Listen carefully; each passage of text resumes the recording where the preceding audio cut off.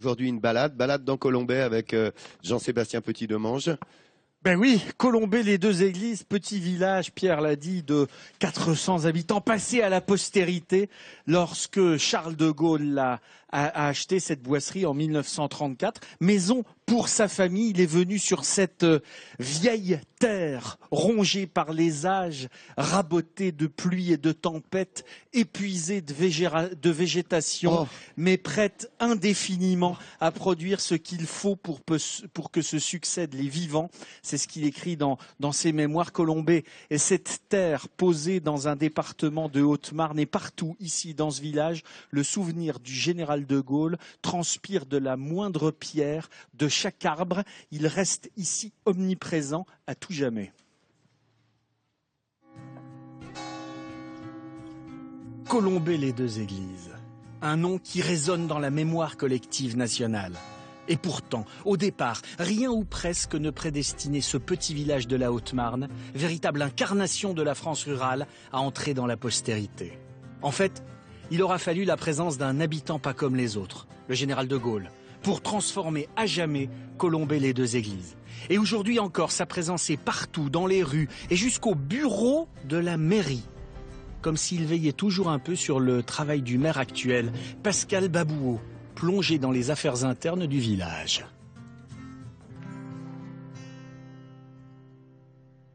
Comme tous les maires de communes rurales, on n'a pas de service urbanisme, donc on traite une demande de certificat d'urbanisme. Après, on va traiter un problème d'assainissement.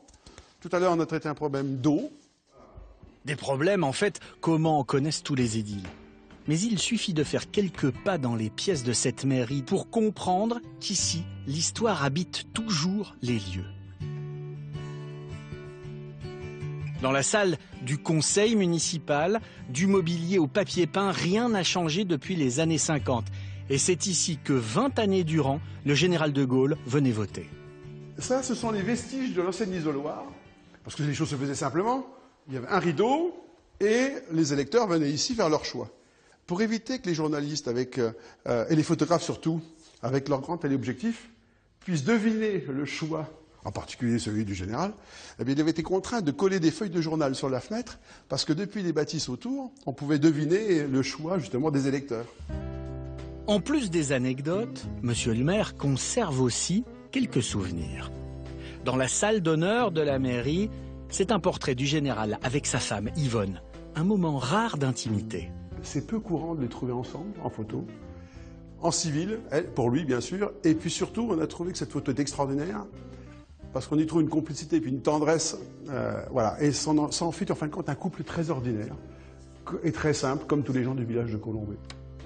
Des trésors visibles, mais aussi d'autres qu'il conserve précieusement dans cette armoire.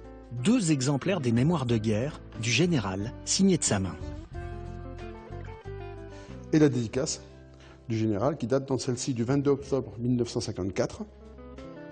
L'histoire de Colombey, les deux églises, est intimement liée à celle du général de Gaulle.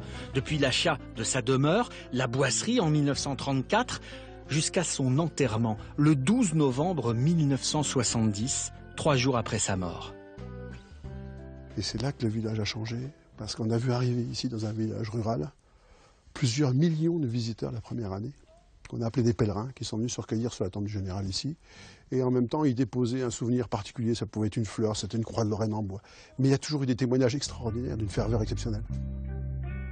Dans le petit cimetière au centre du village, les messages de reconnaissance sont toujours aussi nombreux. Aujourd'hui, les pèlerins ont laissé la place aux touristes pour continuer d'entretenir la flamme tout au long du chemin entre la tombe de marbre blanc et la boisserie, quelques centaines de mètres plus loin. Pour la petite histoire, tous les touristes voulaient partir avec un petit souvenir, alors que chacun partait avec un morceau du mur du cimetière, un morceau du mur de la boisserie. Heureusement qu'il y avait des gendarmes, sinon je pense qu'ici il n'y aurait plus de mur d'enceinte. Évidemment, il n'est toujours pas question de toucher au mur de la boisserie. Alors pour garder un souvenir, les boutiques se sont multipliées dans le village. Des drapeaux tricolores avec la croix de Lorraine aux assiettes, en passant par les cartes postales, les objets à l'effigie du général font le bonheur des touristes. Ici, on est venu sur la tombe du général de Gaulle, comme c'était un grand homme. Et puis voilà, alors on va aller à la boiserie. On est venu entre copines et puis on vient admirer le canton, le village et puis voilà. Plus qu'ailleurs en France, à Colombey, il y a 2 dates que le maire entoure spécifiquement dans son agenda. Le 18 juin et le 9 novembre. 2 jours où tout peut arriver. Chirac est venu un jour ici, le 18 juin, dans des conditions extraordinaires. Il a débarqué en hélicoptère sans prévenir personne à 7 h du matin, par exemple. Donc le maire du village doit s'attendre à ce genre d'événement avec beaucoup de surprises et sans préparation aucune. Hein. Donc le village doit quand même toujours être essentiellement propre, bien arrangé et reste accueillant, que ce soit pour les hautes personnalités comme pour les touristes et puis les gens qui viennent se recueillir sur la tombe du général. Voilà. Le général de Gaulle avait choisi Colombey, les 2 églises, pour sa situation à mi-chemin entre Paris et les garnisons militaires de l'Est et du Nord. C'est là aussi qu'il trouva un territoire qui lui ressemblait. Le département de la Haute-Marne, et Colombey en particulier, offre un paysage, offre un bâti et offre une population très en adéquation avec ce que pensait le général. Des gens simples, des gens travailleurs, des gens du milieu rural, qui sont discrets, qui seront très respectueux. Voilà, et ça correspond à l'image du général. Dans ses mémoires de guerre, le général de Gaulle décrivait Colombey, les 2 églises, comme une vieille terre, rongée par les âges, rabotée de pluie et de tempêtes, mais prête indéfiniment à produire ce qu'il faut pour que se succèdent les vivants.